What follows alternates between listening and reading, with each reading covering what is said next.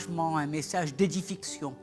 Je pense que l'Église a besoin d'être édifiée, l'Église a besoin de grandir en maturité, l'Église a besoin bien de grandir selon les pas de Christ. Et c'est vrai qu'il y a une grande différence entre être un enfant spirituel et un fils spirituel. Et Paul nous dit dans la première épître aux Corinthiens au chapitre 13, versets 9 à 11, car nous connaissons en partie et nous prophétisons en partie. Mais quand ce qui est parfait sera venu, ce qui est partiel disparaîtra. Lorsque j'étais enfant, je parlais comme un enfant. Lorsque je suis devenu un homme, j'ai fait disparaître ce qui était de l'enfant. Nous avons beaucoup à apprendre de ce passage. Et on peut déjà comprendre que la perfection chasse l'imperfection. Paul dit que quand ce qui est parfait sera venu, eh bien, ce qui est partiel disparaîtra. L'homme doit chasser l'enfant qui est en lui.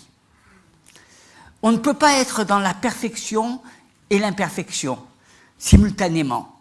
On ne peut pas être un homme et un enfant. Soit on est un inconverti et on a besoin de connaître Christ, soit on est un enfant de Dieu ou un fils de Dieu. Si on est un fils, eh bien, on connaît la maturité que Christ nous donne.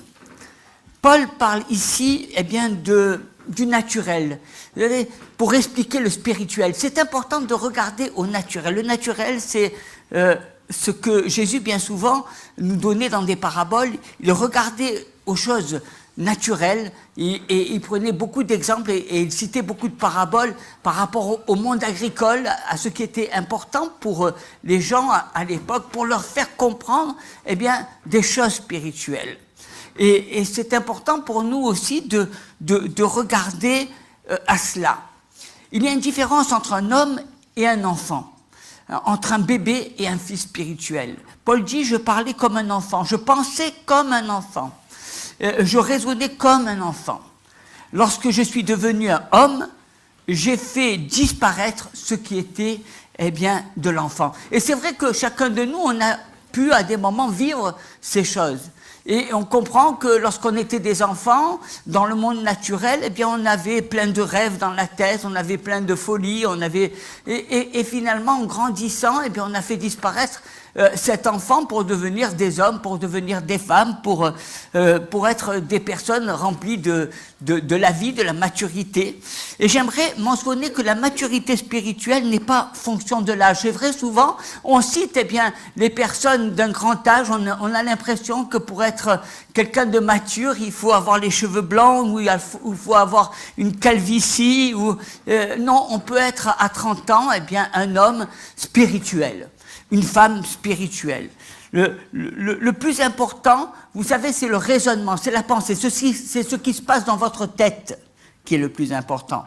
L'âge physique ne veut rien dire, ni même les années passées dans l'Église. On peut servir Dieu et être immature. L'Église de Corinthe était remplie des dons de l'Esprit. Mais Paul enseigne ici sur la maturité spirituelle. Il dit ici que lorsqu'il a grandi, il a changé sa manière de voir les choses, sa façon de penser, de parler. Il a changé. Il a été transformé. C'était plus le même homme. Il parlait plus comme un enfant. Il réfléchissait plus comme un enfant. Il se comportait plus comme un enfant. La maturité est à l'intérieur de chacun. C'est au-dedans. La Bible nous dit que c'est de l'abondance du cœur que la bouche parle. Le raisonnement, la pensée est à l'intérieur. Paul mentionne la maturité spirituelle et au niveau de son caractère. Il a mûri. On dit eh bien, de quelqu'un qu'il est mûr, qu'il est réfléchi, qu'il n'agit plus eh bien, comme il agissait dans le passé. Paul a mûri et ses pensées ont changé, son comportement a changé, ses réactions ont changé. Il y a une transformation. Il a commencé comme un enfant. Et plus tard, il a raisonné comme Christ. Et il a parlé et il a manifesté Christ, la personne de Christ. Je dis bien, il a parlé comme Christ. Sa bouche était remplie des paroles de Christ. L'homme avait disparu, cet être intérieur, parce qu'il a été transformé par l'intérieur et il a acquis en maturité spirituelle. Je voudrais faire un parallèle entre un enfant naturel et un fils physique. Et je voudrais faire une application spirituelle, que vous ayez un regard spirituel sur l'un et sur l'autre. Vous savez que les enfants sont destructeurs, par nature. Quand on achète des jouets aux enfants, ils aiment bien les lancer partout jusqu'à les casser. Les enfants supplient leurs parents d'acheter tel ou tel jouet, et une fois qu'ils ont obtenu ce jouet, ils ont pour but de le détruire, car ils ne connaissent pas la valeur des choses. Ils ne sont pas conscients. Ils s'amusent un temps et puis ils s'enlacent. Les enfants ne connaissent pas ce que ça a pu représenter pour les parents, les économies qu'ils ont dû faire, le sacrifice qu'ils ont dû faire. Un enfant n'a pas conscience de toutes ces choses-là. Les fils, au contraire, eux, ils bâtissent, ils construisent. Un fils, il a cette notion de prendre à cœur les soucis de la maison. Et le fils, il a à cœur d'avoir de bâtir. Il n'est pas insouciant. Le fils, de même, dans le domaine spirituel, les enfants spirituels, souvent, détruisent l'œuvre de Dieu. Vous savez que les enfants spirituels font beaucoup plus de mal parce qu'ils se comportent comme des enfants. Leur caractère, leur manifestation, ils détruisent l'Église, ils détruisent même le ministère. Ils détruisent parce qu'ils se comportent comme des enfants. C'est un aspect destructeur. On leur confie quelque chose, une tâche, et puis ils vont la faire pendant un jour ou deux, et puis ça va éclater. Pourquoi? Parce qu'ils ne vont pas comprendre si on leur a dit de parler à 2 ou 3 personnes ou de faire un petit groupe. C'est pas ça qui les intéresse. Eux, ils pensent qu'ils vont avoir 2000, 3000 personnes ou 200 personnes. Ils ont l'impression que si commencer par les petites choses, c'est pas pour eux. Ils voudraient que ça soit quelque chose de grand, quelque chose de puissant. Et puis, ils se découragent et leur découragement les amène à décourager les autres. Pas de maturité. Simplement, ils se comportent comme des enfants. Ils n'ont pas la notion et la valeur des âmes. Ils ne savent pas ce que ça représente une âme dans le ciel. Vous savez, une âme, ça a beaucoup de prix aux yeux de Dieu. Jésus lui-même était capable de laisser le troupeau pour aller au secours d'une seule âme. Et j'aimerais que vous compreniez qu'une seule âme a beaucoup de prix. Nombreux ou pas nombreux, nous devons continuer à parler, à prêcher la bonne nouvelle.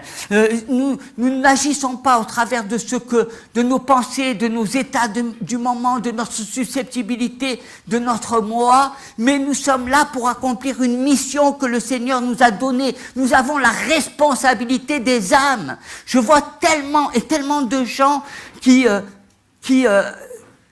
parlent de Jésus et qui les amènent tout droit dans des cachots. Au lieu de les amener dans une liberté, au lieu de les conduire dans la connaissance, au lieu de les conduire dans la maturité, il leur ouvre des portes des cachots. Parce qu'ils n'ont pas la maturité, parce qu'ils ramènent l'évangile à leur propre personne. Et en fait, c'est leur ego qui se manifeste. Ils n'ont pas la conscience d'amener des âmes à Christ, à la connaissance, de les faire grandir dans une église, afin qu'ils prennent une maturité, afin qu'ils fassent partie du corps de Christ. Beaucoup se comportent comme des enfants, beaucoup connaissent en partie la parole, en partie, partiellement, mais qui marchent dans l'imperfection, qui ne recherchent que leur propre satisfaction. Au lieu de conduire une âme à Christ, à la connaissance de Christ, afin qu'elle acquiert de la maturité, au lieu de faire prendre conscience à tous ces enfants, parce que c'est le rôle de l'adulte, c'est le rôle du fils spirituel. Un fils spirituel fait comprendre qu'on bâtit une maison sur le roc, qu'on n'est pas basé sur notre propre ego, on ne cherche pas notre moi, mais on cherche à ce que l'édifice tout entier glorifie le Seigneur. Un fils, il a la conscience de la maison de Dieu. N'oubliez pas que Jésus, à 12 ans, était dans la synagogue, en train de dire « Il faut que je m'occupe des affaires de mon Père ». Il avait la conscience. Il n'était pas là pour chercher son ego, il n'était pas là pour promouvoir sa propre identité. Il était là pour amener des âmes à la connaissance du Père, à les amener, à les ramener au Père. Sachant que lui était la porte, et qu'on ne pouvait pas rentrer, on ne pouvait pas aller au Père si on ne passait pas par lui.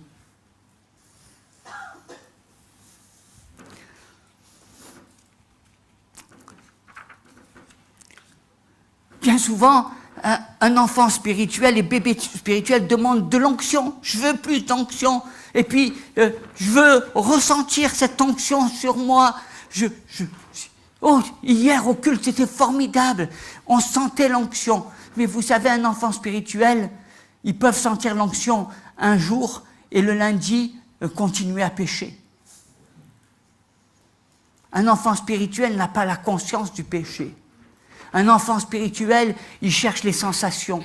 Il cherche, tout ce qui le dépasse. Le surnaturel. Mais Dieu nous appelle à ne plus pécher. Dieu nous appelle à marcher dans la sanctification. Dieu nous a séparés. Un fils spirituel prend soin de son esprit, de son âme et de son corps. Un fils spirituel va, parler de brisement, va parler de souffrance. Un enfant ne connaît pas la différence entre un jouet de 10 € et 2000 €. Il ne fait pas la différence. Et je pense que ça devient beaucoup du gâchis quand on amène souvent, qu'on s'amuse avec les fondements de la parole de Dieu, avec les principes de Dieu. Aujourd'hui, on voit tant et tant de fausses doctrines. Aujourd'hui, on voit tant et tant de personnes qui détruisent l'Église de Jésus-Christ, qui ont reçu Jésus dans leur cœur et qui sont aveuglés par leur propre ego, par leur manque de satisfaction, par leur expérience. Au lieu de rechercher le corps afin qu'il y ait édification, il n'y a pas d'autre chemin. Jésus lui-même a dit « Je bâtirai mon Église ». Ne cherchez pas d'autres voies. Ne pensez pas qu'il y a d'autres églises. Les églises, que bien souvent, des personnes ont dans leur tête, amènent les gens à la perdition.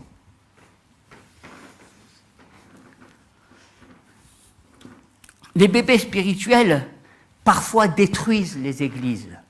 Parce qu'ils ne sont jamais contents. Parce qu'un enfant, il n'est jamais bien. Là où tu le places, il n'est jamais bien. Un enfant spirituel, il faut que on se focalise sur lui. On dise que ce que tu es mignon, qu'on le regarde. Un enfant, il est malheureux quand on ne le regarde pas, quand on ne prend pas soin de lui, quand toutes les personnes ne sont pas autour de lui, disant « Oh, qu'est-ce que tu es beau, oh, qu'est-ce que tu es fort !» Ils détruisent les églises parce qu'ils cherchent leur reconnaissance, mais ils ne cherchent pas Christ. Ils n'ont pas la conscience, la responsabilité. Il faut être responsable. Alors qu'un fils, lui, il cherche à construire, à bâtir. Son but, c'est pas de paraître. Son but, c'est de donner à l'autre, les moyens d'être édifié, d'avoir une vie qui soit basée. Il donne de lui, il donne de sa patience, il conduit, il amène, il ne garde pas les choses pour lui. Parce qu'il sait que, c'est en amenant les âmes à Christ et que Christ est là. Et souvent, vous savez, on accuse à tort et à travers le diable, mais c'est pas toujours le cas. Bien souvent, c'est des chrétiens qui sont encore trop des enfants spirituels, qui se comportent comme des enfants, et puis ils sont tellement enfants qu'ils détruisent, ils massacrent, mais ils se rendent pas compte parce que ils n'ont pas la conscience. Mais il faut être responsable. La maturité spirituelle veut dire que notre vie doit être basée sur nos responsabilités. Tu es responsable de la maison de Dieu. Tu es responsable eh bien, du salut des autres.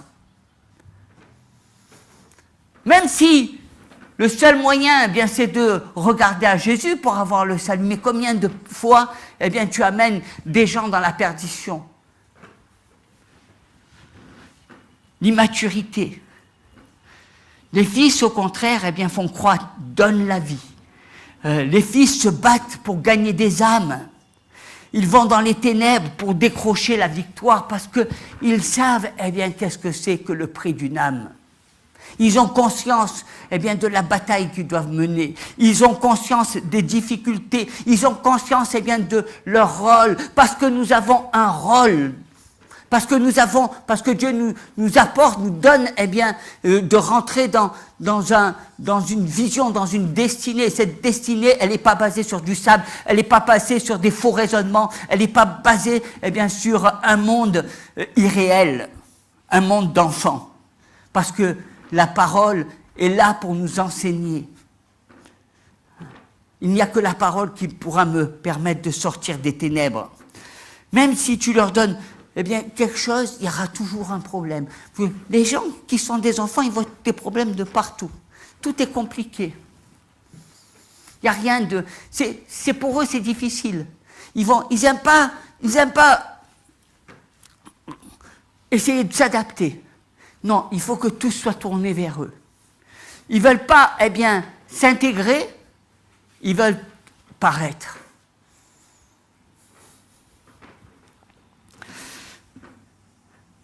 Parfois, on regrette eh bien, d'avoir acheté tel ou tel jouet à des enfants parce qu'on a l'impression eh bien, qu'on a fait cadeau des belles choses à des pourceaux. Les enfants, souvent, eh bien, ça manque d'équilibre, un enfant. Un enfant, c'est soit je veux être près de mon papa et de ma maman. On a l'impression qu'ils cherchent, eh bien, qu'ils cherchent même à dormir dans le lit des parents pour sentir l'onction des parents.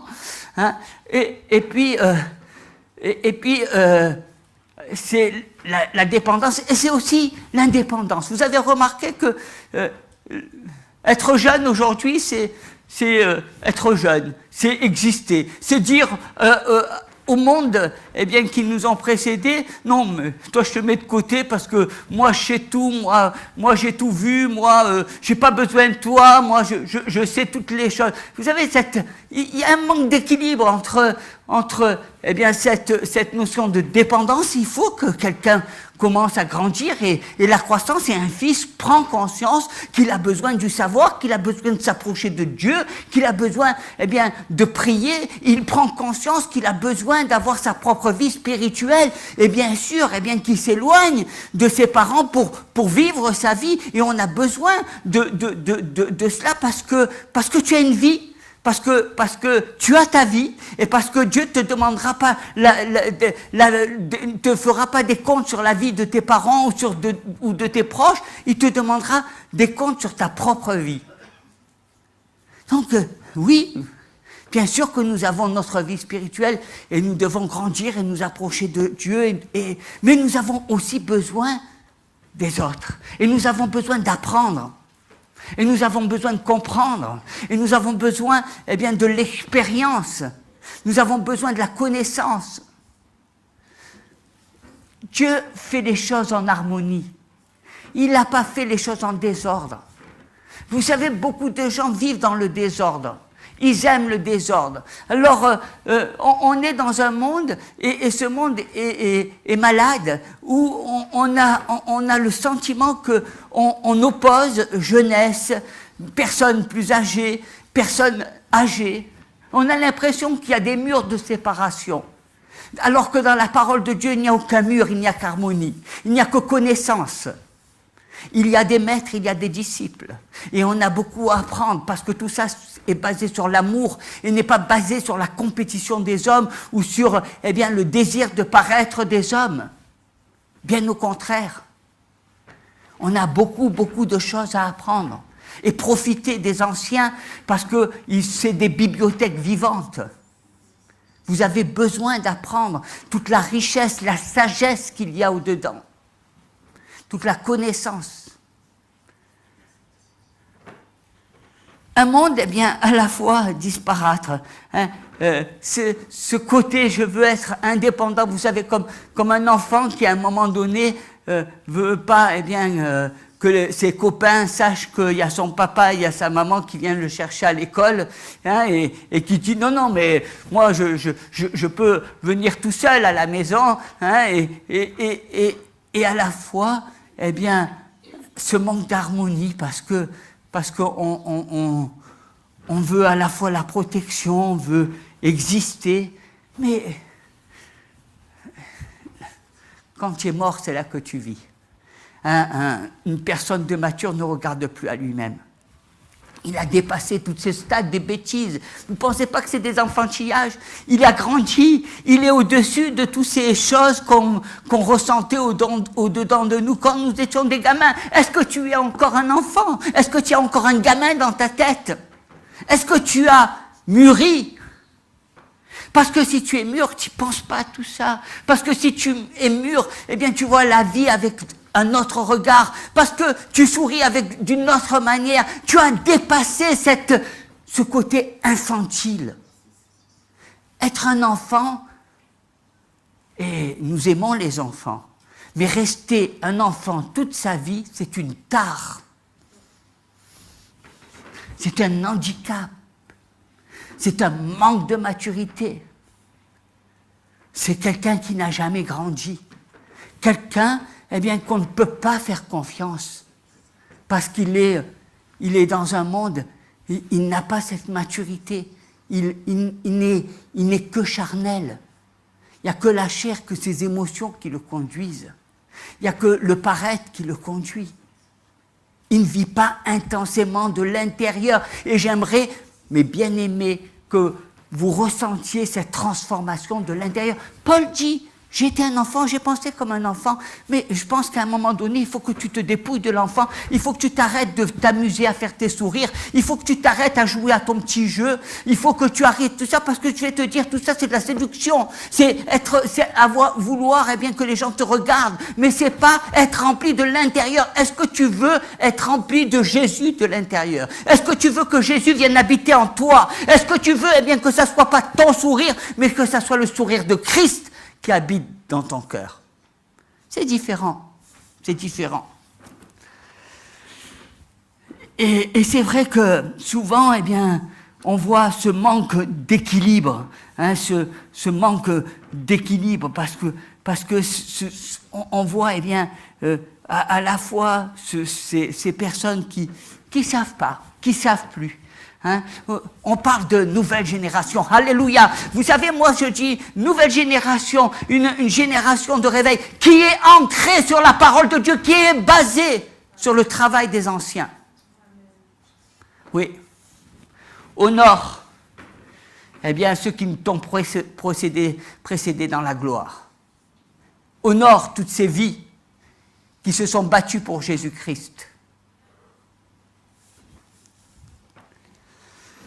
Et bien souvent, on voit, Jésus, à 12 ans, il était rempli de cette maturité quand il était au temple. Et quand il a dit, il faut que je m'occupe des affaires de mon Père. Il avait, à 12 ans, il avait cette conscience. Cette conscience, de l'Église, cette conscience des affaires du Père. Parce que, bien sûr que nous sommes, ce que le Seigneur a appelé. Cette conscience du devoir, cette conscience, de la conscience des choses de Dieu, de la maison de Dieu. Nous, on veut tout recevoir, mais est-ce qu'on a conscience? Est-ce que tu as conscience de ce que, la maison de Dieu a besoin? Est-ce que tu as conscience des sacrifices que tu dois faire? Une personne, un fils est conscient du sacrifice de Dieu. Bien sûr, on vit dans un temps, et je crois que c'est souvent cette immaturité, parce que on vit dans des temps où on est très confortable dans les églises. On vient le dimanche, on est téléspectateur, on s'assoit, des fois on chante, on fait partie. Mais est-ce qu'on a conscience? Eh bien, est-ce qu'on est mature? Est-ce que faites attention, parce que votre confort, bien sûr, une petite vie tranquille. Vous savez, son travail, son église, le dimanche, parfait, tranquille, c'est rassurant, c'est serein, on se donne une bonne conduite, on a l'impression qu'on est bien. Est-ce que tu penses que c'est à cela que le Seigneur t'appelle? Est-ce que tu penses que ta vie chrétienne est basée sur ton confort? Faire des bonnes petites actions de temps en temps, être un bon petit gars, une bonne petite fille, là, un bon chrétien, une bonne chrétienne, tu sais, sympa.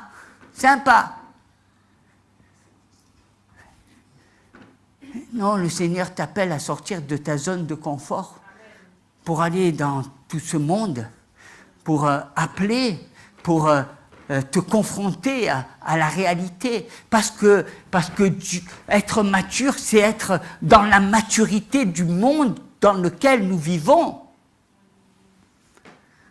On se réfugie dans l'Église, bien souvent. Bien souvent, l'Église est devenue un refuge parce qu'on a l'impression que dans l'Église, eh bien, qu'il pleuve, qu'il vente, que la terre s'effondre ou qu'il y ait des cataclysmes, on est gardé. Malheureusement, Dieu nous appelle dans la cataclysme. Malheureusement, l'appel de Dieu est bien plus profond.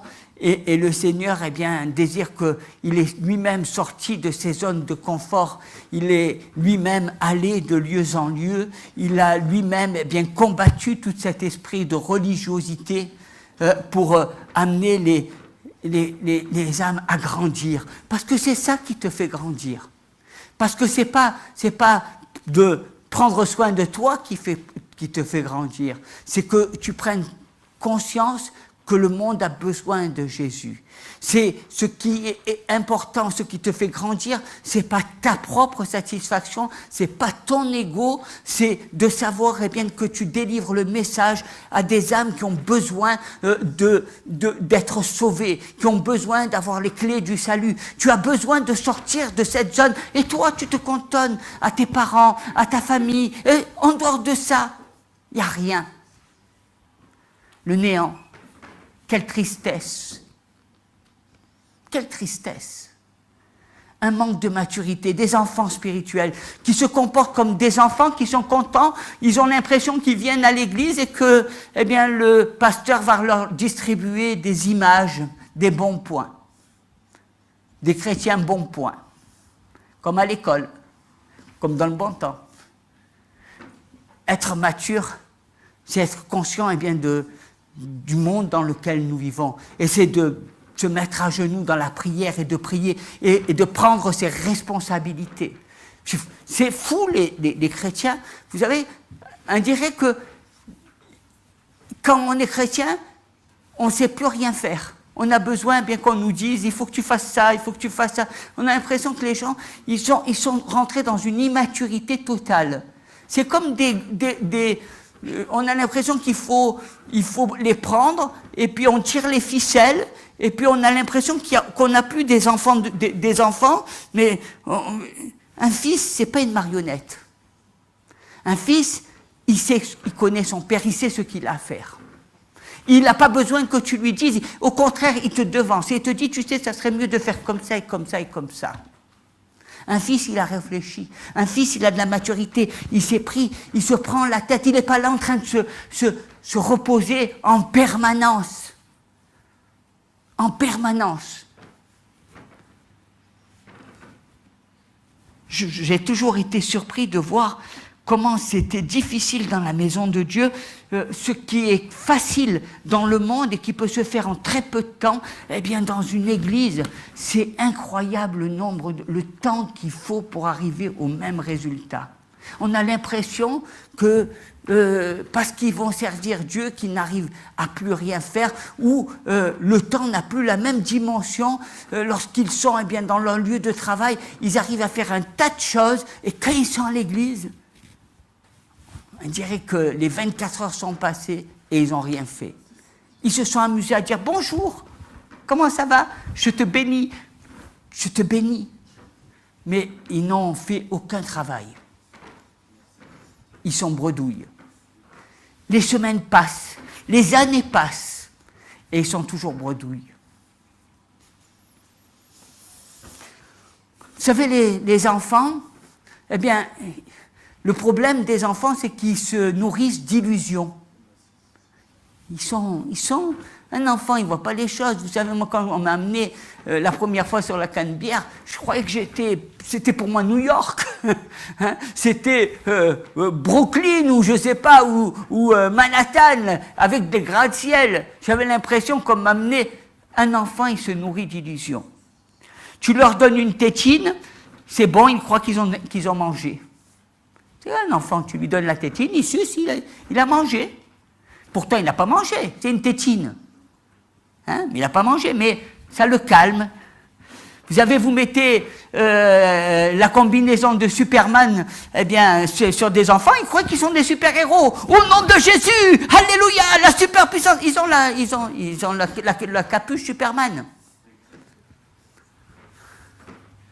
Hein, ils y vont, là. Il y a la puissance, il y a tout ce que tu veux. Hein, ils se croient super-héros, et dans la réalité, quand ils sont sortis de l'église, c'est pas ça. Le héros, il n'est plus un héros. Hein, ils sont confrontés à la vie, aux autres, ils sont confrontés à eux-mêmes. Bon, ils se croient super puissants, et pourtant ce sont des bébés spirituels. Hein, ils se convainquent eux-mêmes de choses qu'ils croient que Dieu va faire. Comme des gosses. Hein, ils sont là, quand ils ont un rêve, ils essayent de voir des interprétations, et puis ils tournent tout, mais des enfants immatures, des enfants qui n'ont aucune réflexion spirituelle, des enfants. Hein. Vous savez, je vais vous dire une chose, Dieu n'accomplit pas nos désirs, mais son plan dans notre vie. Il applique son plan, il n'applique pas nos désirs. Bien souvent, il y en a qui prennent leurs désirs pour des réalités. Quand tu as un enfant, eh bien, tu prends tout pour une réalité. Alors que Dieu veut que tu rentres dans son plan. Il veut que tu rentres dans son édification. Il veut faire de toi un homme, une femme remplie de la maturité spirituelle. Parce que ça te sert à quoi l'onction? Ça te sert à quoi les dons? Sinon, à faire n'importe quoi. À glorifier ton ego, à t'amuser. Vous savez, l'église de Corinthe, il y avait beaucoup de gens qui avaient des dons. Et pourtant, c'était une église immature, qui manquait de maturité spirituelle. Là où, eh bien, Paul lui-même dit, vous avez souvent, eh bien, on regarde, et on est dans cette situation confortable, on est là, on se sent, quand on a un bobo, au nom de Jésus, mais il faut que tu arrêtes de prendre ta tétine, il faut que tu arrêtes, vous savez, à un moment donné, les enfants, on leur enlève leur tétine parce qu'on sait que c'est pas bon. Les parents, ils se disent, oh, il faut qu'ils arrêtent. À un certain âge, on leur donne la tétine pour être tranquille, mais après, on a envie eh bien, qu'ils quittent cette tétine. Il faut que tu quittes la tétine de ta bouche, il faut que tu arrêtes de vivre dans cet état. Il faut que tu grandisses, il faut que tu reviennes sur terre. Il faut que tu arrêtes d'être dans ton monde là de malade. Il faut que tu arrêtes de vivre eh bien, c'est une foi qui n'est même pas basée sur la parole de Dieu, qui est basée sur des rêves, sur des fantasmes. le plan de Dieu. Quel est le plan de Dieu? Je veux, recevoir, être édifié, prendre ta parole, me nourrir de cette parole, faire que je deviens un homme, une femme, qui est remplie de la maturité. Tu peux me faire confiance. Est-ce que je peux te faire confiance? Est-ce que je peux te faire confiance? Est-ce que un pasteur peut faire confiance face à tant, d'immaturité? Face à tant de gens qui ne savent pas, qui prennent, quand tu leur demandes de s'occuper de certaines âmes, ils voient ça comme une promotion, au lieu de regarder aux âmes et à veiller sur eux. Ils regardent à leur ego au lieu de veiller au plan de Dieu. Le plan de Dieu, c'est que chacun puisse marcher sur le chemin de la vérité. Jésus nous a ouvert la porte afin que nous puissions rentrer dans la sanctification, afin que nous marchions dans la sainteté, afin que notre esprit meure et que l'Esprit de Dieu vive en nous. Le plan de Dieu, pas ton plan. Le plan de Dieu où le Christ est vivant et Christ habite en toi, où tu es l'habitation de ce lieu saint. Le plan de Dieu. Là où ta vie, où ton corps, ton esprit, ton âme, tout reflète la gloire de Dieu. Les fils, ils sont conscients des problèmes. Ils ne vivent pas avec des rêves. Ils sont conscients, ils voient la réalité. Il faut voir la réalité. Ne vous mentez pas. Vous vous êtes menti pendant des années. Ne continuez pas à vous mentir. Ne vous bercez pas d'illusions. Ouvrez les yeux. Dieu ne parle pas à des aveugles. Dieu parle à des hommes et des femmes qui ont les yeux bien ouverts sur la réalité et qui marchent dans la parole et dans la puissance de Dieu. Les enfants, vous savez, souvent, les mamans, elles le savent, ils n'aiment pas qu'on leur change de nourriture, ils aiment bien la nourriture monotone, toujours la même chose. Hein? C'est comme ça. Tu leur donnes du lait le midi, le soir, les petits pots, ils sont contents. Hein? De la même façon, les enfants spirituels, ils aiment bien qu'on leur dise « Dieu te bénit dans ton travail, Dieu te bénit dans ta famille, Dieu te bénit dans ta vie, Dieu te bénit. Hein? Voilà. Ah, je suis béni. Alléluia, je suis béni. Tu es béni? Oui, je suis béni. Hein? Et puis... Vous savez, dès que tu commences à leur donner une viande un petit peu dure, là, ça commence à dire, tu sais, non, moi tu sais, j'aime bien que les aliments soient bouillis, hein, et puis j'aime bien que ça soit bien mixé, parce que, tu sais, quand c'est trop dur, c'est pas pour moi, c'est pour les autres, ça. Tu sais, la nourriture solide, c'est pas pour moi, c'est pour les autres. Moi, je n'en ai pas besoin. Moi, je n'ai pas besoin de nourriture solide. Moi, je suis béni. Je suis béni. Je suis béni. Hein? Non. Être des fils spirituels, c'est avoir la conscience de la maison.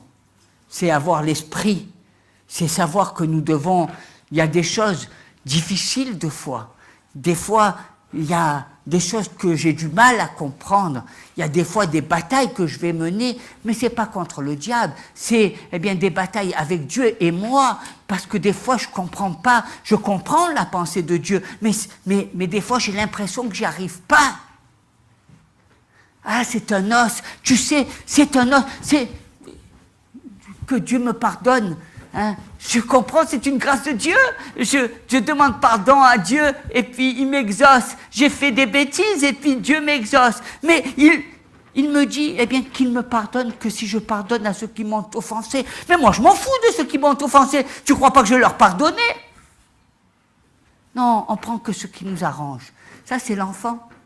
Hein, l'enfant spirituel, il est un enfant, il fait ce qu'il veut. Tu sais, il prend un petit peu de bon, là, il a besoin du lait, il a besoin de la bouillie. Mais si tu lui montres l'os, c'est pas pour moi, ça doit être pour le chien, là.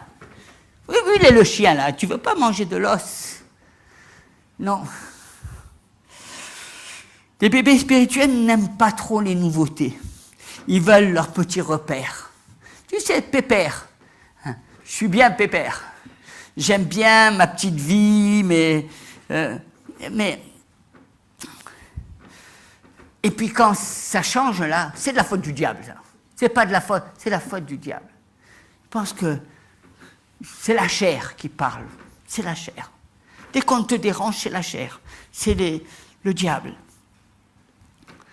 Ne soyez pas déconnectés de la réalité. Ne soyez pas déconnectés de la totalité de la parole.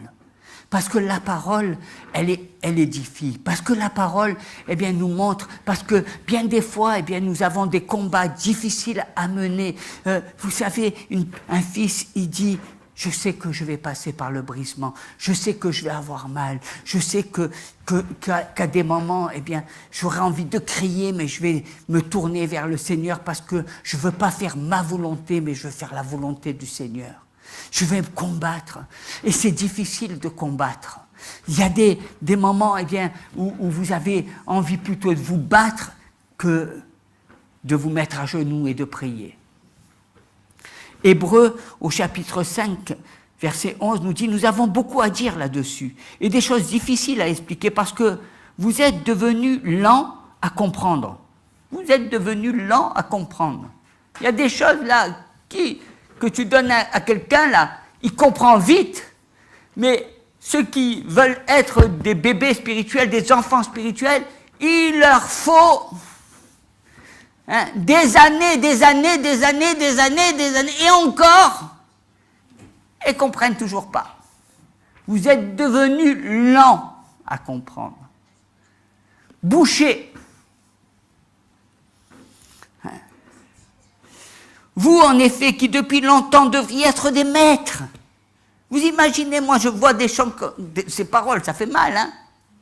Vous devriez être des maîtres, vous devriez être remplis de l'Esprit, vous devriez être remplis de la puissance de Dieu, vous devriez être remplis de Jésus, vous devriez être des maîtres. Et toujours, je me comporte comme un enfant. Maman, la tétine, mon biberon, mon pasteur, mon calounou là,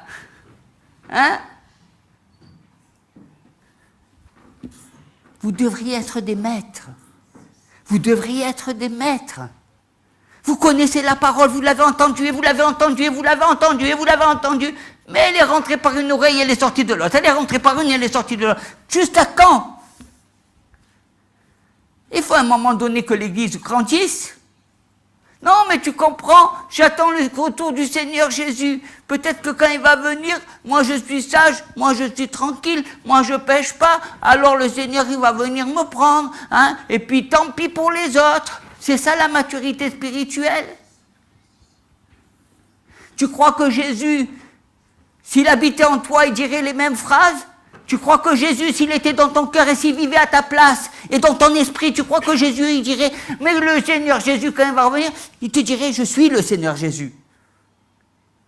Et j'habite en toi et je vis en toi. N'attends pas que je vienne, parce que je suis déjà en toi. Ne me cherche pas dans le ciel. Cherche-moi dans ton corps, parce que tu es mon temple.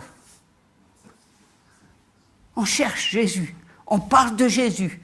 On parle comme si que Jésus était un inconnu. C'est une ovni, Jésus. Mais Jésus, il habite en toi. Il vit en toi. Il a fait de ta vie son temple saint, son habitation. Est-ce que tu oubliais ça? Est-ce que c'est l'os que tu as donné aux chiens. Tu vois, les chiens se nourrissent bien. Vous avez encore besoin qu'on vous enseigne les premiers rudiments des oracles de Dieu. Vous en êtes venus à avoir besoin du lait et non de la nourriture solide. Or, quiconque est au lait n'a pas l'expérience de la parole de justice, car il est un enfant. Il est un enfant. Mais la nourriture solide est pour les hommes faits, pour ceux dont le jugement est exercé par l'usage à discerner ce qui est bien et ce qui est mal. C'est ça. Quand tu regardes à la parole, eh bien, quand tu regardes à à la solidité de la parole. Ça t'édifie, ça te forme. C'est là où tu es sur le rocher. Parce que tu sais que ce que tu fais, eh bien, tu sais pourquoi tu le fais. Tu n'agis pas comme un insensé. Tu sais que tu es ancré sur Jésus. Tu sais que Christ, il habite, il te remplit. Tu n'as pas besoin de livres, tu n'as pas besoin de regarder à la Bible. Tu n'as pas besoin. Quand on te pose une question, c'est Christ qui habite en toi. C'est Christ qui parle par ta bouche. Tu es rempli de l'autorité, tu es rempli de la puissance de Dieu. Tu as cette maturité. Tu n'es pas là en train de te poser la question, qu'est-ce que je fais? Est-ce que je fais mal? Est-ce que je me comporte bien? Est-ce que c'est bien? Est-ce que ça va plaire au pasteur? Est-ce que ça va pas? Est-ce que lorsque tu seras dans le ciel, tu vas demander à Jésus, attendez, je vais aller voir mon pasteur pour savoir s'il est d'accord.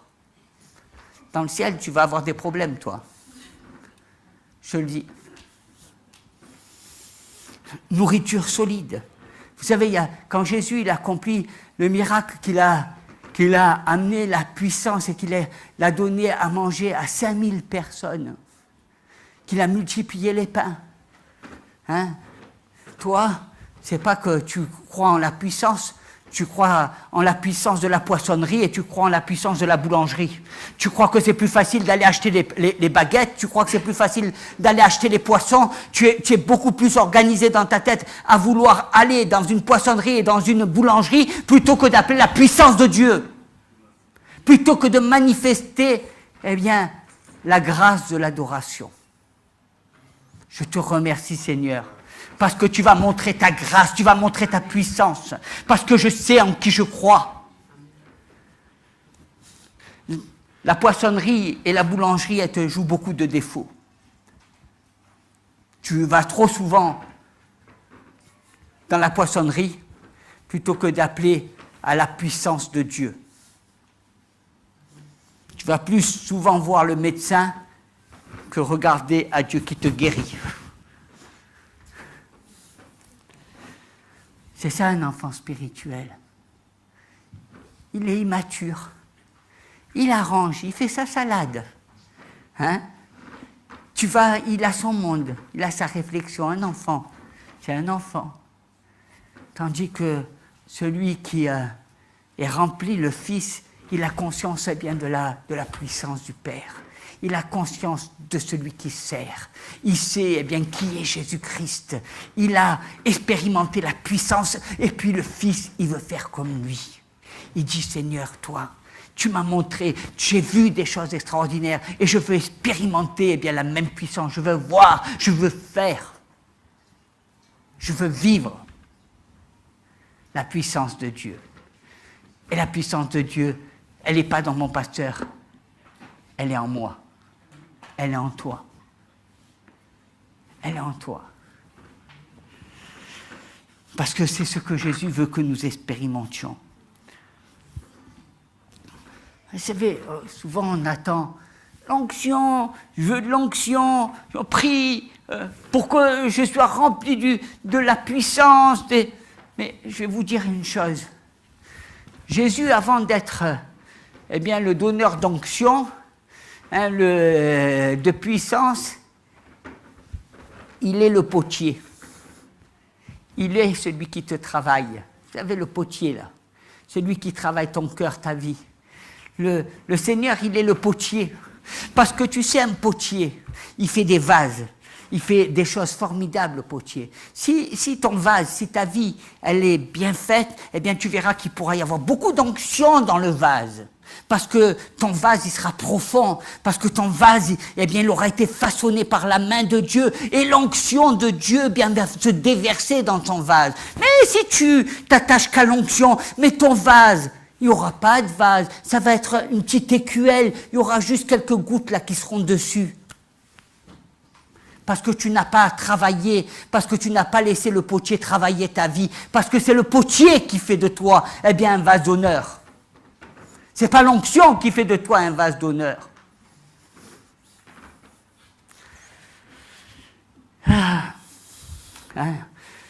Vous savez, souvent, on pense, je suis jeune, je prie, oui, mais moi, je vais te dire une chose. Ce qui fait que ce vase, il est bien formé, il passe par l'humilité. C'est dans l'humilité que le Seigneur manifeste sa gloire. C'est dans l'humilité. Être humble. Un bon culte, c'est accepter ce qui a été dit, que ça te plaise ou pas. Je ne suis pas là pour commenter la parole de Dieu. Vous savez, des fois, on a dans les églises des enfants, ils sont des commentateurs. Ils sont venus pour être des enfants qui commentons ce qui a été dit. On vit dans une saison avec des journalistes, avec les médias. Alors pourquoi pas être des médias? J'ai pris ma carte de journaliste, mais j'ai rien reçu. Tu es là pour recevoir. Si tu étais dans un avion et que qu'est-ce que tu fais? Et que la steward, ne te plaît pas. Est-ce que tu ouvrirais la porte et tu te jetterais de l'avion? Tu serais mort. Quand tu es dans un lieu, il faut que tu reçoives. Ne cherche pas à ce que le pasteur il te plaise. Ne cherche pas à ce que telle ou telle personne te plaise. Ne cherche pas, prends tout. Tu es là pour recevoir de la parole. Les gens, aujourd'hui, veulent des églises à la carte, comme ça leur intéresse. Il y a des choses qu'ils ont besoin de savoir, il y a des choses qui ça leur est égal. On a l'impression, et pourtant, quand tu regardes à leur vie, tu vois danger. Ils ne sont pas conscients des dangers. Apprends à écouter les instructions. Sois dans l'obéissance. Vous savez, on ne vient pas dans une église parce que le pasteur, il s'habille bien ou pas bien, qu'il a une cravate, qu'il a ce style. Nous, on est devenus les églises du look. Hein? Fais attention, pasteur, tu passes devant les écrans, il va falloir que tu veilles à ta tenue, tu veilles à ton confort. Fais attention à ta cravate, si elle est bien droite, etc. Hein? On est loin des Jean le Baptiste qui exerçaient les ministères de Dieu. On est loin de ce Jean le Baptiste qui était nu et qui était habillé avec une peau d'animal et qui disait au peuple, repentez-vous. Oui, un pasteur hors norme, un pasteur de Dieu qui a été suscité par Dieu. Ah oui, il faut correspondre au schéma de notre société. Mais quand vous regardez à la parole de Dieu, vous êtes loin de voir. Vous savez, ces chrétiens immatures qui aiment bien, ils aiment bien. Quand ils voient des gens qui viennent, qui sont bien habillés, qui sont en costume et tout, ils vont les installer devant les premières places pour dire, voilà. Hein? Comme si que l'Église de Jésus-Christ faisait des différences de classe, ou comme si que Dieu regardait à ce qu'on soit d'une bonne éducation ou pas d'une bonne éducation. Il y en a beaucoup dans l'Église encore aujourd'hui qui sont tellement matures, tellement immatures. Je dis, ils se croient immatures, mais ils sont tellement immatures qu'ils sont aveuglés par ces choses-là. Il suffit que la personne arrive et qu'il te dise, tu sais, je suis là, j'ai tel travail, ou j'ai telle maison, pour que... On se met à plat ventre. Venez, asseyez-vous au premier rang. Quelle immaturité. Hein, quelle immaturité. Hein, on est aveuglé. Cherchons pas ce qui nous plaît. Cherchons pas, l'éducation que nous avons reçue, mais cherchons à plaire à Dieu. Vous savez, un adulte aime la joie, il aime la paix, il aime le brisement, il aime une vie de sainteté. Il parle à tous avec la même bienséance, la même douceur. Il ne fait pas de différence.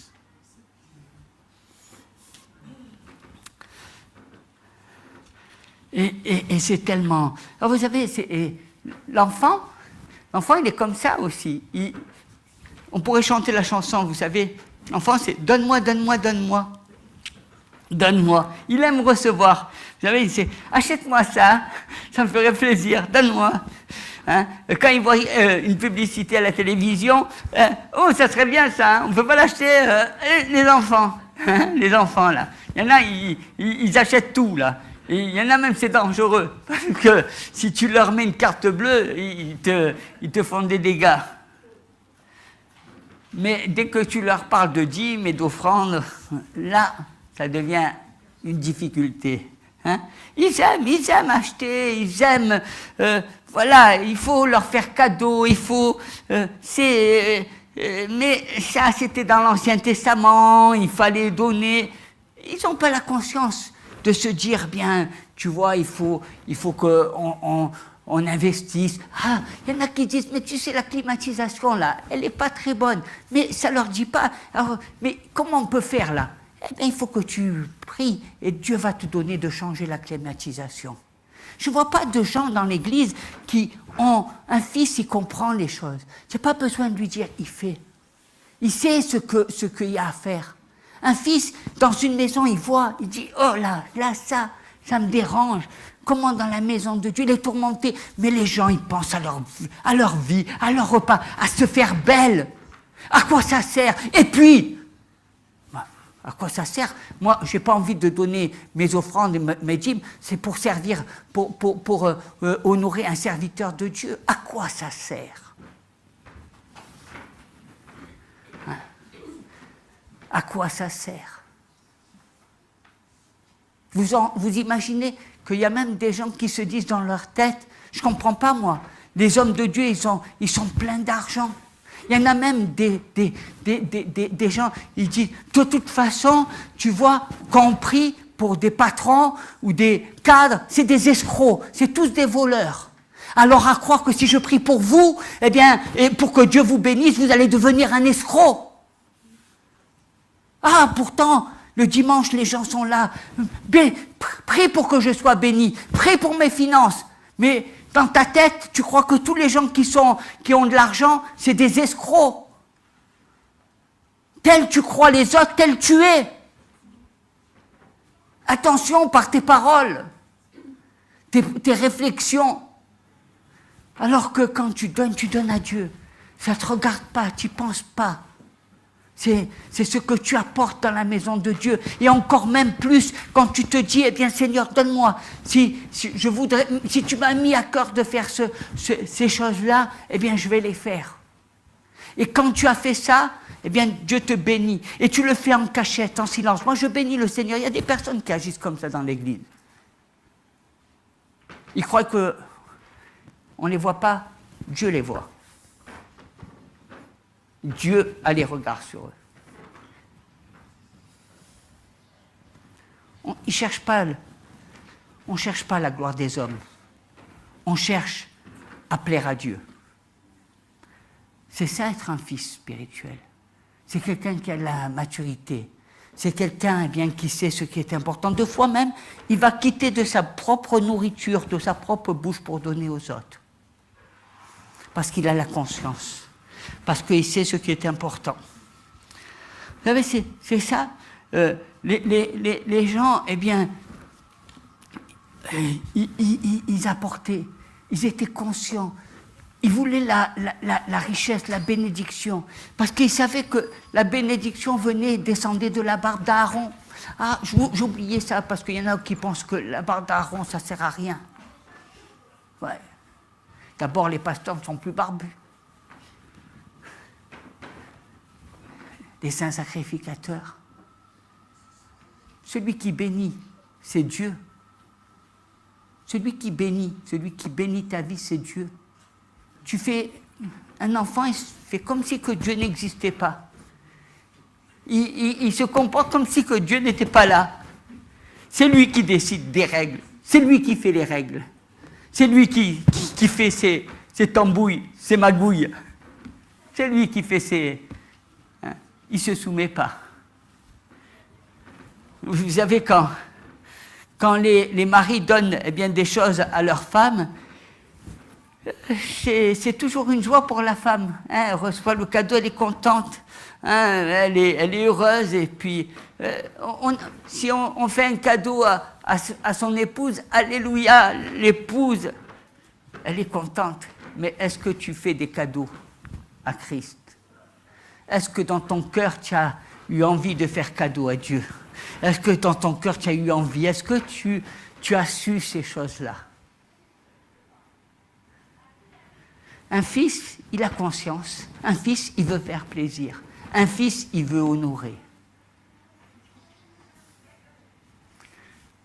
Quel fils n'a pas envie d'honorer sa mère quand sa mère a pris soin?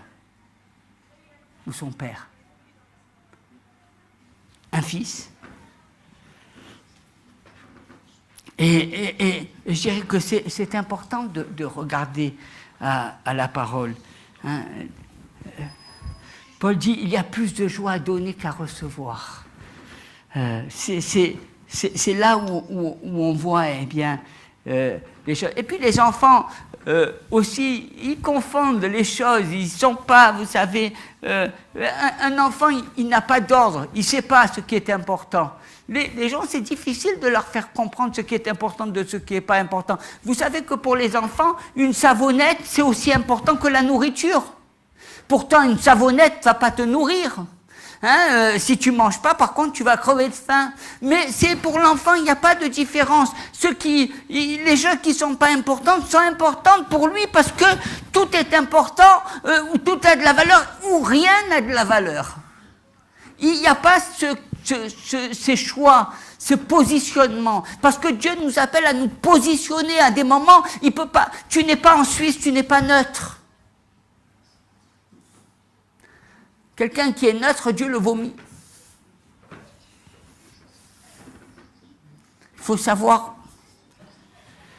Hein, et je crois que il y a beaucoup de gens qui sont ils sont comme, vous savez, comme ça, ils sont les églises, l'église universelle, les YouTube, ils croient, eh bien, que l'église, elle est sur Facebook. Ils croient qu'elle est sur YouTube, mais ce n'est pas la vraie église. L'église, eh bien, c'est quand tu es dans un lieu, quand tu adhères, quand tu vis dans une ville où il y a la famille, où il y a les enfants de Dieu. L'église, c'est quand tu reçois l'éducation, eh bien, de la parole de Dieu. L'église, c'est quand tu es confronté aux problèmes. L'église, c'est pas de penser que l'église, elle est, eh bien, dans une émission de télévision. Et si tu m'écoutes, je te conseille vivement d'aller dans une église, d'avoir, eh bien, un lieu où tu pourras grandir. Comme vous le savez, je suis dans beaucoup de réseaux sociaux. On me voit souvent sur Facebook. On m'écrit énormément. Mais je peux vous dire une chose, c'est que je vois beaucoup d'enfants et je vois très peu de fils spirituels et de filles spirituelles. Je vois des enfants et des enfants et des enfants qui sont très souvent immatures. Et pourquoi ils sont immatures? Parce qu'ils ne sont pas, eh bien, ancrés dans une église.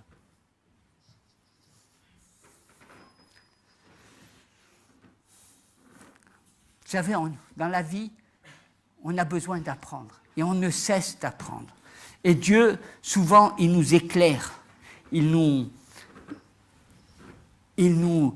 montre les choses. Des fois, la parole, elle se révèle, et puis une autre fois, la même parole, on la voit et on la comprend avec d'autres pensées. Puis vous savez, les enfants, eh bien, les enfants, ils oublient facilement leur mission. Ils oublient. Vous n'avez pas remarqué, certainement les mamans le savent, quand elles donnent, eh bien, à un enfant 10 € pour aller acheter des baguettes, des fois, il revient sans la baguette, mais par contre, il a un paquet de bonbons. Il oublie. Sur le chemin, il a oublié qu'il devait prendre une baguette. Hein, il oublie. Parce qu'il pense à ce qui lui plaît. Eh oui. Hein. Vous savez, c'est souvent le cas. Quand ils vont à l'école, ils oublient, eh bien, qu'ils préparent leur avenir. Alors les parents disent, mais tu sais, tu vas à l'école parce que tu as besoin de t'instruire, parce que tu as besoin de connaissances. Plus tard, tu le regretteras. Tu sais, si tu es sérieux à l'école, eh bien, tu arriveras un jour à apprendre, à avoir une bonne situation, à avoir... Mais non, l'enfant, il pense qu'à l'école, il ne pense pas à son avenir, il pense à s'amuser. Parce qu'il pense qu'il est avec des copains, il pense qu'il y a des jolies filles, et que peut-être à 10 h, il va aller faire la cour. Hein? Ou il pense à s'amuser au football. Hein? Les fils, vous savez, sont fidèles à leur mission. Les fils, eh bien, ceux qui travaillent, ils travaillent. Un fils, il est toujours fidèle. Il ne fait pas ce qu'il veut. Hein, il est toujours là. Il est toujours là. Dans les bancs comme dans l'adversité, il est toujours là. Il sait la mission à laquelle le Seigneur l'appelle. Il est conscient eh bien, du travail. Il est conscient de sa responsabilité. Sa vie ne lui appartient plus. Il ne vit pas, il dit, c'est pas moi qui vis, c'est Christ qui vit en moi. J'ai telle chose. Il se dort et quand il dort, eh bien, il voit le Seigneur qui lui dit, repose-toi, tu as bien travaillé.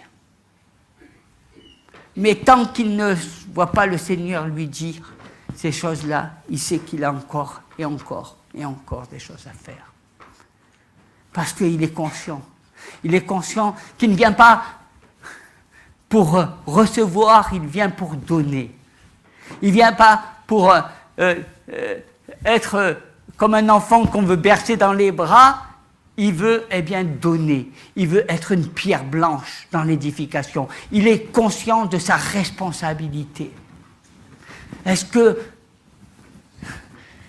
vous êtes conscient de votre responsabilité? Est-ce que vous êtes conscient de la mission que Dieu vous a donnée? Non, les gens ne sont pas conscients. Ils cherchent leur appel. Oui.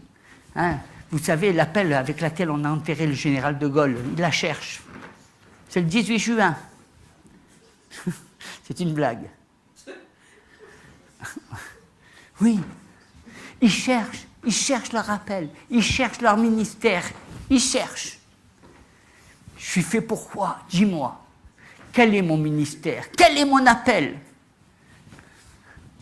Pendant qu'un fils, lui, il cherche à travailler. Il cherche à se rendre utile. Il cherche à donner. Il cherche à édifier. Il est conscient de la tâche. Peu importe ce qu'il devra faire, mais il le fait avec joie. Parce qu'il est conscient de ce que Dieu attend de lui. Hein, c'est à cela. Hein. Les filles sont fidèles. Quand le diable a tenté eh bien, Jésus, il a dit « Arrière de moi, Satan. Arrière de moi, Satan. Je ne marche pas dans tes combines. Hein, je ne suis pas d'accord avec toi. » Et nous devons rechercher. Vous savez, c'est souvent dans les églises, on voit des gens, ils sont là, ils viennent à l'église par habitude. Alors ils regardent, ah tu as vu comment il s'est habillé un tel ou un tel, ils sont là, ils sont dans leur... mais Dieu nous appelle à gagner des âmes à Christ, à rentrer dans notre mission. Il ne t'appelle pas à regarder, à savoir combien de personnes sont venues à l'église ce dimanche, qu'est-ce que telle personne ou telle personne... il t'appelle à vivre eh bien, ta vie de gagneur d'âme, peu importe ce que tes yeux voient, peu importe. Ce qui est important, c'est ce que tu as en toi, au-dedans de toi. Qui habite en toi? Qui habite dedans ton cœur? Quelle est la personne qui habite dans ton cœur? Est-ce que c'est eh bien, ton orgueil? Est-ce que c'est ton ego? Ou est-ce que c'est Jésus? Parce que si c'était Jésus, crois-moi, eh bien, tu serais rempli, tu serais comme un fils, comme une fille de Dieu. Tu serais la servante du Seigneur. Tu serais fier de le servir. Parce que tu ne regarderais pas à toi. Tu ne regarderais pas à ton temps. Tu ne regarderais pas à tout ce que tu fais. Parce que tout ce que tu fais, eh bien, pour lui, ne représente rien par rapport à ce qu'il a fait pour toi. Rien. Même si le Seigneur te demandait de travailler nuit et jour, c'est rien par rapport à ce que Dieu te donne. C'est rien.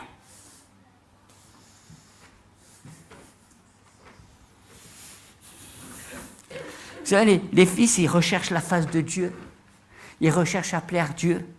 Hein? Alors que les bébés, eh bien, ils aiment les dons, ils aiment les bénédictions, ils aiment les bonjour, comment ça va? Hein? Un fils, il travaille, il est dans sa tête, tu le vois, des fois, il est perturbé, c'est parce qu'il sait qu'est-ce qu'il a. parce qu'il sait qu'il a sa tâche. Sa tâche passe en premier. Il a de la maturité, il a de la responsabilité. Un fils, vous savez, c'est dans les entreprises, on pourrait dire que ce sont des cadres de Dieu. Ce sont des gens qui sont, tu vois, il n'est pas payé comme un cadre, mais il a le comportement d'un cadre. Peut-être que dans son travail, c'est un employé, mais dans la maison de Dieu, il est cadre, parce qu'il s'occupe des affaires du Père. Parce que la hiérarchie dans la société, c'est pas ça qui l'importe. Il ne cherche pas les honneurs du monde, mais il cherche à plaire à Dieu. Il encaisse les responsabilités. Il prend sur lui tout ce qu'il y a, parce que c'est ce qui lui permet d'avancer, de servir, de faire avancer l'œuvre à laquelle le Seigneur nous appelle. Est-ce qu'on veut se contenter de notre petit monde de bisounours, ou est-ce qu'on veut que l'œuvre de Dieu avance? Est-ce qu'on veut faire que ce qui nous plaît, ou est-ce qu'on veut courir derrière le Seigneur et le laisser prendre les directives et le suivre et lui obéir? Mais les enfants, vous savez qu'est-ce qu'ils font quand ils doivent obéir? Ils pleurnichent, ils n'aiment pas, ils pleurnichent. Tout le temps. Vous n'imaginez pas comme les chrétiens, les bébés spirituels, ils pleurnichent. Ils pleurnichent pour ci, ils pleurnichent pour là, ils pleurnichent, ils aiment pleurnicher. C'est des bébés spirituels. Ils sont là. Ah mais tel jour c'est férié, ils pleurnichent. Ils pleurnichent. Il faut qu'ils pleurnichent. Ils aiment pleurnicher. Et alors je ne vous dis pas, quand vous devez prendre un bébé et que vous devez l'amener voyager, deux fois je vois notre frère Abraham, je dis waouh, on a l'impression que dans la voiture il a mis la maison. Je dis il faut les bébés, c'est difficile de les transporter, parce que quand tu vois ça, tu te dis, il leur manque toujours quelque chose. Malgré que tu as pris la maison, il leur manque toujours quelque chose. Ils ne sont jamais contents. Ils pleurnichent. Ils sont, mais tu comprends, je peux pas. Mais tu comprends, j'y arrive pas. Mais tu comprends, il me manque ceci. Mais tu comprends. Ils sont tout le temps en train de pleurnicher. Ils pleurnichent. Un fils spirituel, ça lui passe au-dessus. Il sait que ça fait partie de la vie. Il prend son mal en patience. Il est mature. Il sait qu'il doit continuer à avancer. Il n'est pas là, il ne s'arrête pas, parce que vous savez, il ne s'arrête pas à ce que les gens pleurnichent. Les bébés spirituels, eux, ils savent que pleurer ensemble. On leur mettrait des mouchoirs et on leur dirait, va aller dans un petit coin là et vous allez pleurer. Et ils sont là en train de pleurer, de se pleurer, de continuer à pleurer, et de pleurer et de pleurer. C'est ça, c'est les enfants.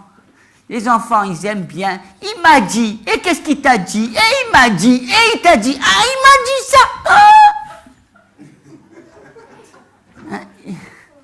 Il t'a dit. Et il m'a dit. Et ça ne te fait pas avancer, ça. Ça, c'est être les bébés spirituels, les gosses. Et où tu avances là? C'est pas comme ça qu'on avance. Un fils spirituel, heureusement qu'il est au-dessus de toutes ces choses-là, parce que sinon, tu n'avances plus.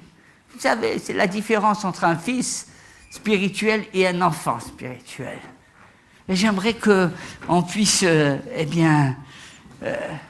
qu'on puisse regarder et se regarder. Face à, vous savez, dans le monde naturel, on voit beaucoup de choses qui ont attrait au monde spirituel. Je voudrais qu'on voie, qu'on voit ce qui dans vos vies. Toi, comment tu es? Est-ce que tu es un enfant ou est-ce que tu es un fils? Si demain le Seigneur serait là, comment tu te déterminerais? Comme un fils ou comme un enfant? Est-ce que tu as envie de devenir un fils ou est-ce que tu préfères être un enfant? Est-ce que finalement, ça t'arrange d'être un enfant. Comme ça, au moins, tu sais que rien n'est parfait, que la perfection ne viendra jamais dans ta vie. Alors que Paul, lui, il a dit, j'ai été un enfant. Je me suis comporté comme un enfant. J'avais un caractère d'enfant, j'ai des pensées d'enfant. Mais j'ai chassé l'enfant qui était en moi pour devenir un homme mûr, une femme mûre. Pour devenir, eh bien, un homme spirituel. Est-ce que tu vas toujours être un enfant spirituel? Est-ce que tu vas toujours te comporter comme un enfant? Un retardé. Parce que, je m'excuse, mais à ton âge, être un enfant, c'est vraiment être retardé. Alors, est-ce que tu vas vouloir, eh bien, être un fils? Parce que Dieu, il cherche des fils, il cherche des filles, il ne cherche pas des enfants. Dieu, il cherche des fils, il cherche des filles. Un adorateur, en esprit et en vérité, ce n'est pas un enfant. C'est un fils, c'est une fille de Dieu qui est mature, qui est remplie de la maturité spirituelle, qui a grandi, qui a le sens des responsabilités, qui prévoit, qui envisage, qui réfléchit avant même que les choses se positionnent, parce qu'il a la vision de Dieu, parce qu'il a la pensée de Dieu, parce qu'il a la compréhension de Dieu. Mais un enfant, c'est un assisté. Est-ce que tu veux être dans ta vie un assisté? Parce que si c'est le cas, le jour où tu seras devant le Seigneur, eh bien lui, c'est pas de ton tuteur qui le regardera, c'est à toi. C'est pas celui qui va t'assister qui va regarder, c'est toi. Et c'est toi qui devras lui rendre des comptes. Une église, mes bien-aimés, je remercie le Seigneur tous les jours que Dieu ait touché mon cœur et que je lui appartiens. Mais j'ai la responsabilité de l'Église de Jésus-Christ. Et nous avons cette responsabilité ensemble. Que faisons-nous de l'Église de Christ? Que faisons-nous de notre responsabilité? Est-ce que nous pouvons dormir tranquilles les deux oreilles, bien au chaud? Ou est-ce que nous avons conscience que bien souvent nous nous comportons comme des enfants au lieu d'être des fils et des filles spirituels? Est-ce que nous sommes conscients, eh bien, de nos comportements, de la destruction même de l'Église de Jésus par rapport à notre comportement, à nos agissements? Le Seigneur nous appelle à ouvrir nos yeux. Et je vous invite à rester dans la présence de Dieu. Vous savez, l'une des plus belles choses, au lieu de pleurnicher comme les enfants le font, c'est de se dire, eh bien, soyez toujours joyeux, je le répète. Nous avons dans notre cœur, et quand on est des adultes spirituels, quand on est des fils, on cherche que Dieu, on n'aime que Dieu, on veut la présence du Seigneur, on est dévoré par le Seigneur, parce qu'on sait, eh bien, qu'il est le centre, que toutes les philosophies, toutes les littératures, toutes les connaissances, tout ce qu'on pourra nous raconter ne sont rien par rapport à Jésus-Christ. Et notre seule chose, eh bien, c'est de nous approcher de lui. Notre seul désir, c'est de le servir avec joie. Notre seul désir, c'est de ne pas pleurer sur nous-mêmes, mais au contraire de faire tout ce que nous faisons avec la joie du Seigneur dans notre cœur. Alors je vous invite, peut-être notre frère va venir un petit peu pour